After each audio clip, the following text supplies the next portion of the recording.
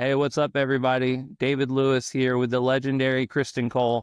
I'm honored to spend some time today talking with Kristan about her career, the things that she's done. Honestly, just anytime I have the opportunity to pick the brain of someone like Kristan, it's an amazing uh, treat for me. So I'm excited to have Kristan here, and then also too to help promote her upcoming event, the Better Up in Scottsdale, January 13th through 15th. So, Kristan, hey, how are I'm you? good. How are you? Long time no see. I know, I know. Always a pleasure for me. Without being too gushy, I'll say to you, you've had such an amazing impact on my business and my life. The ever since I've kind of forced myself into your world several years back, it's been awesome. So I'm excited to pick your brain a little bit and share it with everyone because I've gotten the taste of some of the brilliance, but it's good to get it out there for people that might not have. Well, I Do you remember how we I met? love we of course I do. I do love it that every time you come to Scottsdale, you let me know you're coming. Yes, I remember how we were met. You pestered me to death. Um, and I think I ended up doing a life story or something similar in a class that you were in the very next day. Yeah. Yeah. It was in Sarasota, Florida. Oh, it's You and I, you were teaching a class in Sarasota, and we had a mutual connection with someone that worked for you at the time. And I said, man, I really want to know Kristan Cole. I really want to know Kristan. And she said, yeah, Kristan doesn't know who you are. And I'm like, not yet. So I just said, hey, I just kept bugging her saying, hey, when could I get a dinner? When could I get a coffee? When could we walk down the street at the same time? I just want to get to know Kristan a little bit. And finally, for some reason, you had you had an empty dinner, and she said, well, she's free for this dinner. I go, I'm there. She That's goes, right. it's tomorrow. It's in Florida. I'm like, yeah, I'll be there. So I flew into Yeah. Sarasota specifically. I paid for the class. I went to the class, but specifically just to go to dinner with you and you and Denny, and get to introduce myself and force myself into a relationship. And it's been awesome ever But you know what? I since. think that's a great story about how people want to talk about what obstacles there are in terms of meeting people that, who do you know that I need to know? But the truth is the obstacle is the path, and you just put yourself in the path and you just made it happen. And I think a lot of people sit around waiting for something to happen instead of making it happen, and you made it happen. Yeah. No, I always say, like, there's this whole concept of like favor, right? Where people say like, favor falls on the people that believe, and favor, like, there's this whole thing around faith and favor. And I think favor falls on people that go out in the rain, right? Like if you put yourself out in the rain, if you put yourself in the situation, that's when you get favor, right? That's where opportunity comes to you. But I mean, I think about it like this, like you and I, our friendship, our relationship has been super impactful in my business. And if I hadn't gotten my butt on a plane to go to Florida, you know, I wouldn't have it, right? And we wouldn't have it. And hopefully in some way, shape, or form, I've benefited you in some Of way. course. Like, but that's how unique relationships are created, right? By putting yourself out there and going Well, for it. I think that like you and I were talking earlier, I think if you don't put yourself out there, you don't, go and be involved with people who've gone where you want to go and think differently, you can really get this silo thinking. And honestly, silo thinking is the kiss of death in business. So it's almost a prerequisite that you've got to get yourself in the path of other people who are doing bigger or different things or differently than what you're doing, and challenge yourself to do it, because it's super easy once you're maybe the best in your city or the best in your state to become very comfortable instead of challenging yourself. And the only way you're going to challenge yourself is to be around bigger thinkers who think differently. Yeah, 1000%. I learned really early on in real estate that because of my confidence and because I was just generally loud, that, like, people in my peer group thought that I knew what was going on. And I was like, I don't have a clue what's going on. So I realized really early on that I have to go pursue the people that do, because you're right. It shrinks the learning curve. It's a shortcut to success. And honestly, in this world, like, we are who we have relationships with, I'm you so know? glad you Mm. brought that up, because I was, as you were talking about that and about putting yourself in the path, I remember when I met John Maxwell for the first time. It was in 2011. It was in Seattle, Pike Street Market. And there were a lot of people. But, you know, whether you call it favor, but what I did is I did a little bit of research on John, and I know that John is a big gift giver. Well, generally, if you're a big gift giver, guess what you like to get? Yes. He's an author, right? He not only writes, he's written over 100 books, but he also reads a lot of books. And so I took him a signed copy of a book that my girlfriend had written. And when I actually got to meet him, I was able to share that gift with him. And I think that it's like you getting on a plane and coming and saying, I'm going to be at the dinner whenever she's available. It was the same sort of thing. It was like, it was the difference maker.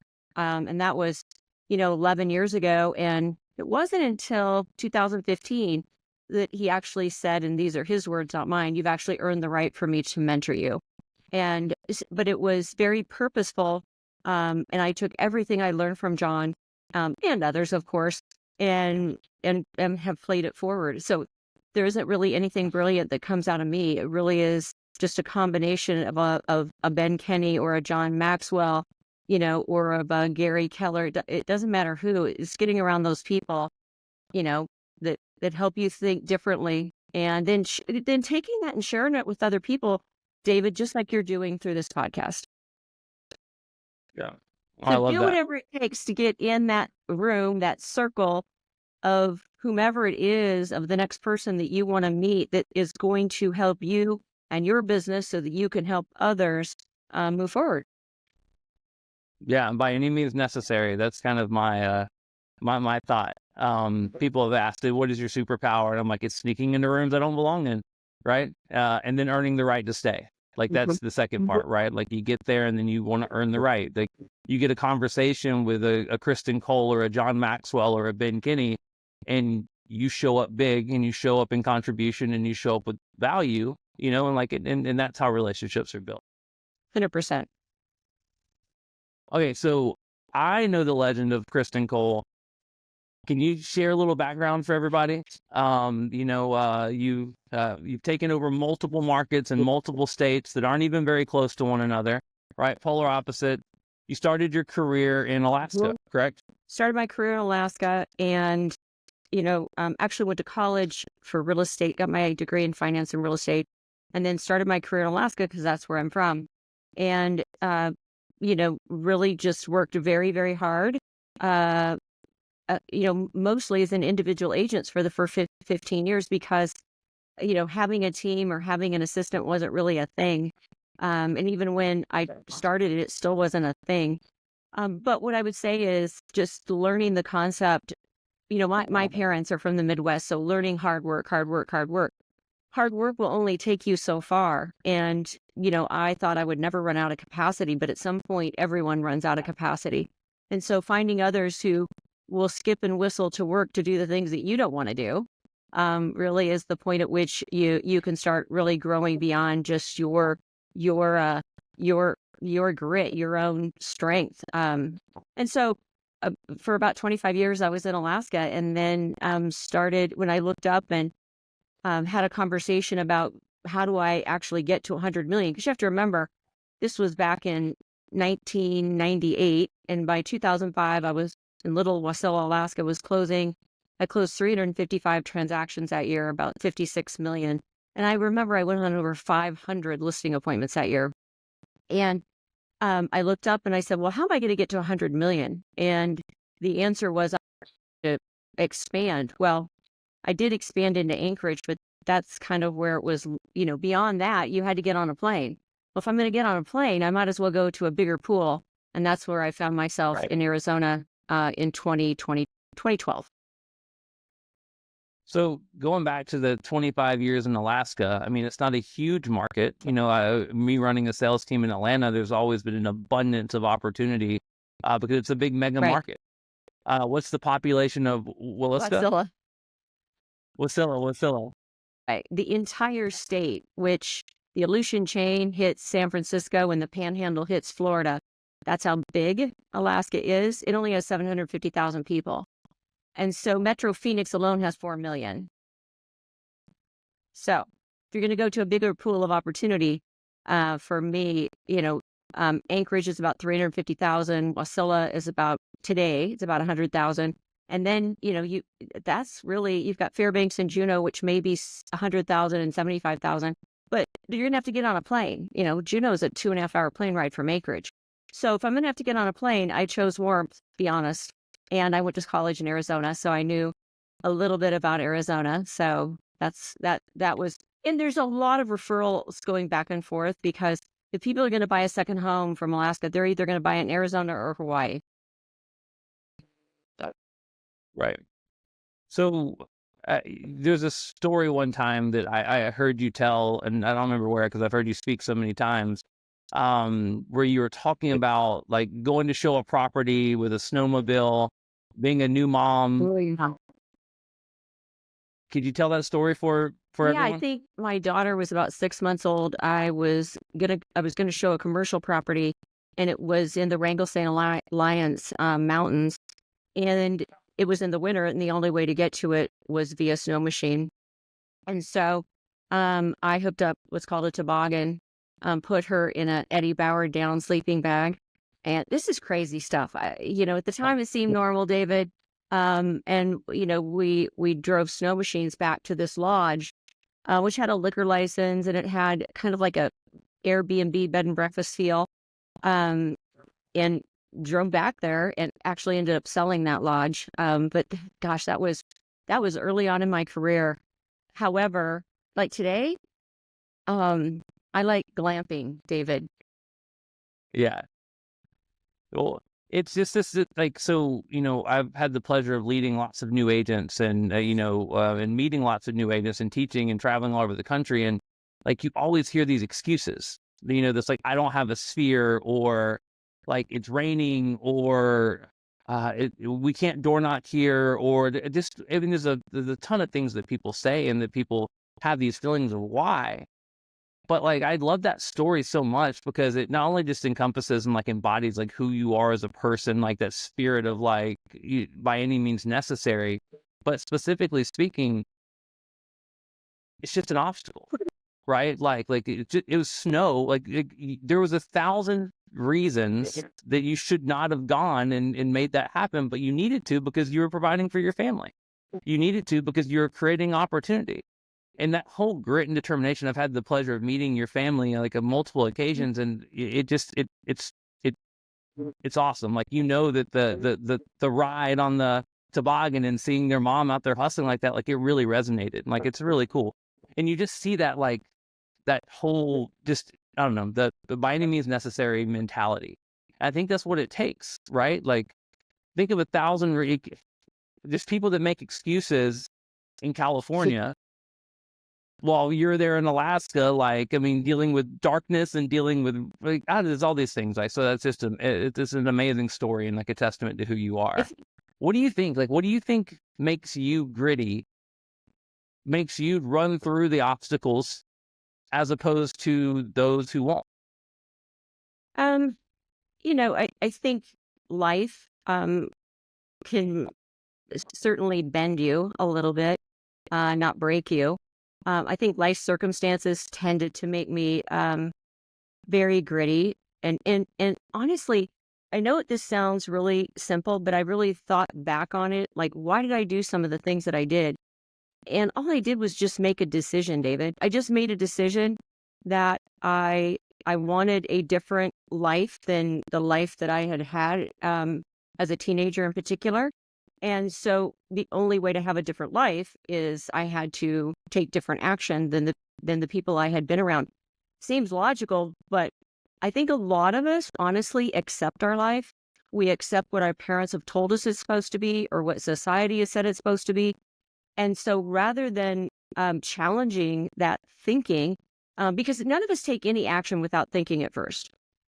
So I think it for me, I just made a decision. It really was that simple. I made a decision.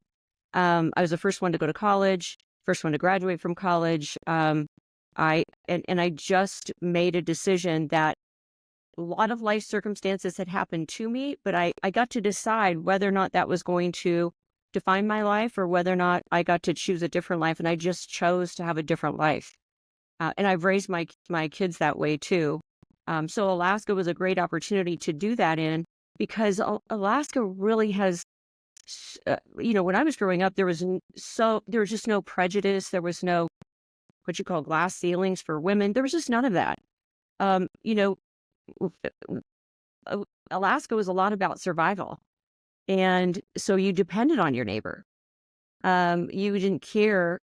You wanted a good neighbor. You wanted good people around you, and I think I grew up with that. I grew up with that mindset of helping and serving your neighbors because your life depended on it, and theirs did too. And so it really, when you grow up in an environment that's not perfect and not easy, it can be a very harsh environment. Making decisions about hard things, I don't know, it seemed easier. Um, but I could just tell you that I'm grateful for growing up in Alaska. I'm grateful that it wasn't easy, because we have a lot of friends who have similar stories, and I think it makes you who you are. Like without those obstacles, I don't know that you would have become the person that you are. So I've learned to embrace the challenges that I've gone through, because it's made me who I am, and it's particularly made me passionate about helping other people. You know, who are I feel like I didn't really have a lot of guidance in the business world until I was much older, because of where I lived and the limited amount of that environment being available. And so I'm super passionate. I just wish that when I was your age or in my 20s that I had had that type of mentoring. And so that's really what I'm passionate about today is, and that's why we're doing the Better Up event in January, is because I am super passionate about helping people today to make choices and decisions that are purposeful instead of just accepting their life. Yeah, I think I always see that when talking to people, this concept of like reasons versus Hmm. excuses, right? It's snowing, you having your child with you, and it being a haul to get to that. Like, those are valid reasons not to go on a showing, right? If your kids are sick or if you get sick, that's a valid reason to have a down week, right? If there's some sort of if someone gets really sick, like terminally ill, like in your family, like that's a valid reason to not have success. I think the difference is like we let those reasons become excuses, because for every instance of someone who didn't go out in the rain and door knock, there's a story of the legendary Kristan Cole and us on a snowplow or in snowmobile in Alaska, like going to get out there. For every instance of there's someone with a single parent with a kid, there's a single parent with 5 kids that are selling 1,000 homes a year. There's all these different instances where people just they get to make that choice internally to make it not an excuse, right? Although it is a valid reason. Yeah, but Like, it's and I about, think you have to separate the like, for two. instance, when you said if you get sick, I remember during COVID, when I would, obviously didn't feel well. And I remember I would just sit on the couch and I would work till I couldn't work anymore. And then I'd just lean over and take a nap. And then I'd sit back up and I'd work. And then I'd lean over and take a little nap. Again, I just think it gets back to choices. Yeah, I was sick. Yes, I wasn't going to go to the office. However, there's still a lot of things I could do, and I chose to do them. And I think it's just so much about choices. And if you want your life to look different in 2025, then you aren't going to get there by doing this exact same thing you did in 2024. And I really don't think people put together how much of their life they're just accepting because their parents told them, the society told them, their friends all want to keep them where they're at because otherwise that means they have to change too. I think there's just a lot of reasons that people just stay where they're at, and they put these big goals out there, but they're not attached to anything. So therefore they never hit them. And it's just this constant merry-go-round that they don't know how to stop and actually move forward. And I think it 100% gets back to the fact you've got to make choices and decisions about what you want your life to look like. And once you've made that choice, then you can design what you need to do in order to have that life. And that it's really no more complicated than that. Yeah, I think that's brilliantly said. So on the concept of thinking different and thinking big, you think bigger than almost anybody I know. I mean, just the idea of coming from Alaska and expanding your business probably because you had to, right, to different sections, and then slowly taking over the state of Arizona. When it comes to thinking big, how do you get there? Like, how do you get from like, this is what I have and this is what I want? But a lot of people go, well, that might be too big, or that might be too like, how do you, because I always say, like, as a realist, I always like want to stay away from like the unicorn and rainbow goals, right? Where it's like, oh my gosh, I want to sell 1 million homes. I'm like, yeah, we all do, right? But still, like when Kristan says, hey, I want to sell 1 million homes, I just got to mark the calendar until she sells 1 million homes. So like, how do you attach yourself to these big, seemingly impossible goals and go out there and get them? And how do you, like, what's the mindset around that? Well, it's definitely not simultaneous. It's sequential. And I think the other thing is that you get to the point where you realize there's no way you're going to achieve them without great people around you. So having, great people around you, I'll take a great set of team members who, without a lot of systems and without a lot of organization, and we'll go further faster with a great group of people. You can have all the systems in the world. You can have, all the, great roadmaps, but if you don't have the right people, you're stuck pulling the train. So I think number one, when I think bigger, the only reason I kind of started down that path, honestly, David, is because I wanted to keep the people I had, and I wanted to attract other people and help them build their life. And if I stayed where I was and didn't think any bigger, then they weren't going to have the life that they wanted. And I think the biggest mistake a lot of business people make is they're always thinking about their life and what a bigger life, selling more houses is going to do for them. They're really asking the wrong question, because if they really figured out what selling more houses was going to do for the people on their team, they would never have to worry about selling more houses. That would just naturally happen. But just think about it. If I'm an admin, and all of a sudden David Lewis walks in and said, this year we did 200 and next year we want to do 400, and I'm an admin that gets paid a salary, and I'm not going to get paid any differently, or my life isn't going to change, and we're going to sell 200 more houses, which means I've got double the work. How am I feeling about that? Right. So I think the only way, so for me, it wasn't that I wanted my life to be bigger. It was that if it didn't get bigger, there's no way I could reward and help the people that were around me. And that once you understand that, then it has a multiplicative effect. I call it, it allows you to attract, it allows you to retain, it allows you to reward. But the number one thing before you attract, retain, and reward is you've got to be in alignment. So you have to understand who you are, what your values are. Once you have alignment with who you want to attract, you'll repel people who aren't like that. And then once you provide enough value, not only to clients, but also to your admin, you will attract them, you will retain them, and then you better make sure you're rewarding them. That's really the secret. Yeah, I love that. The power of success through others. Hey, so another question that comes to mind is, like, the last year has been tough, right? It's been at the minimum, it's been weird, right? Compared to the years that we've been used to before that. How do you find yourself, like, surrounding yourself with people who are gritty, or people who are like you?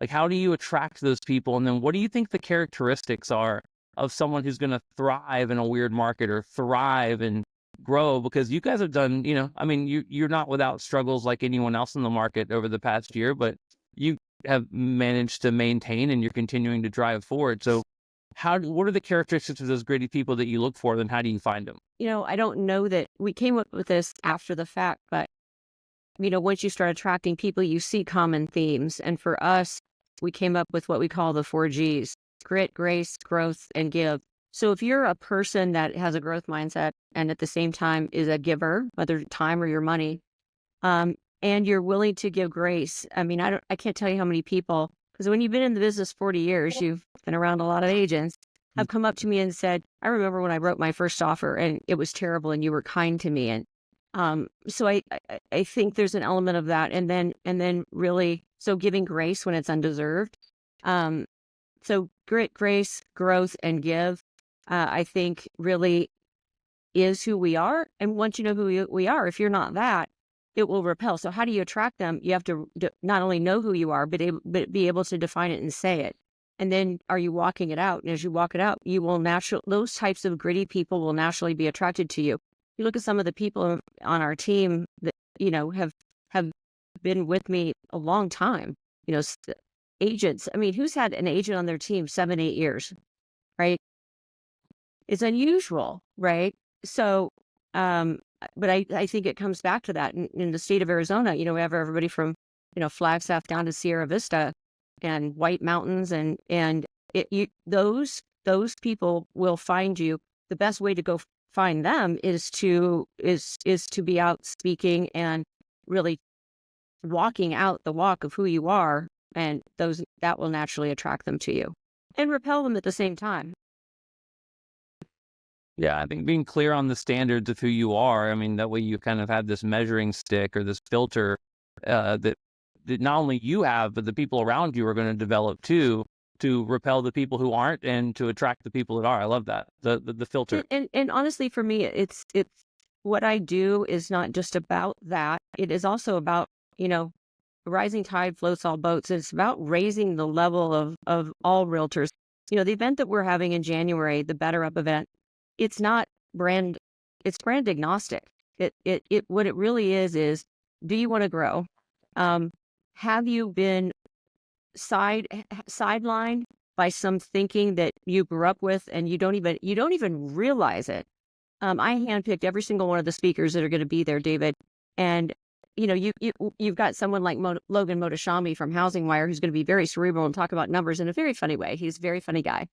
To Ben Kinney, who's then going to take that information and say, okay, so now what do we do with it, right?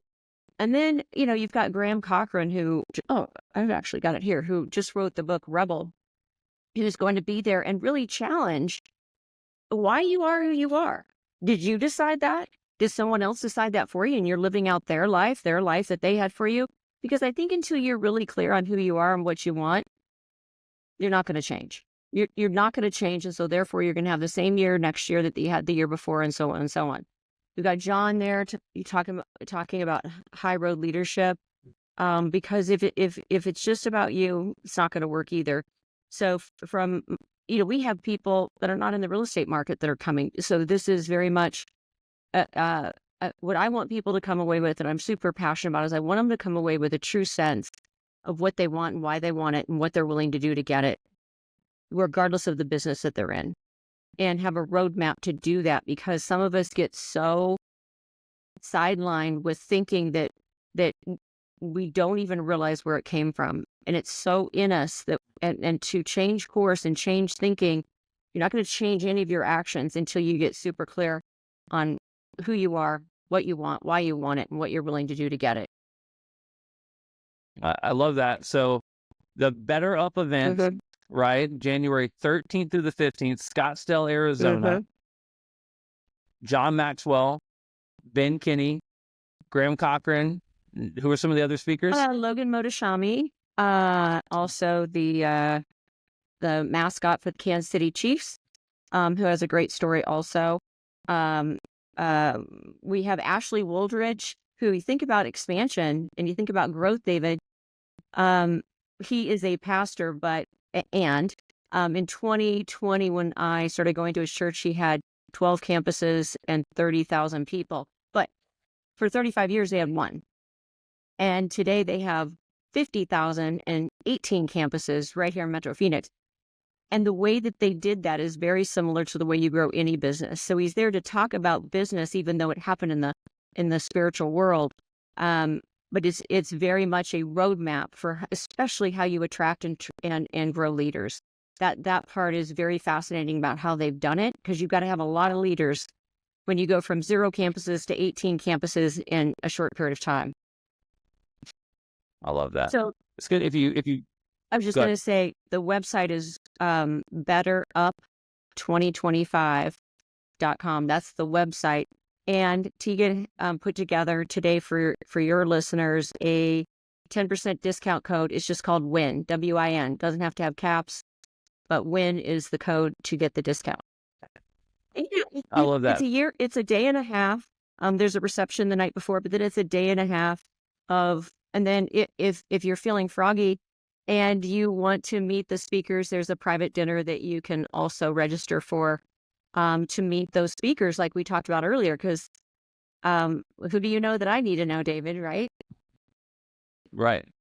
I love that. And if you've never been to a Kristan Cole event, I've been lucky enough to attend several, and they're the best in class. The speakers are amazing. I mean, John Maxwell, Ben Kinney, Graham Cochran, all the other people that I don't know much about that you mentioned. Like, I'm excited to go and show up, and for you guys to do a 10% discount for all of the Catalyst listeners and people in my ecosystem. I love that. So that's code WIN, and you can go to the website at betterup2025.com. Kristan, you are one of my favorite people in the world. Your story from being an agent in Alaska to building a network of expansion and then just taking over the state of Arizona, pouring into the people in your world in a way that you do in such a huge way, and now pouring into the ecosystem outside of your world at Better Up. It's awesome. And I'm just grateful to call you my friend, and I appreciate you so much. Well, thank you. And I'm glad you're coming to the event. I look forward to seeing you.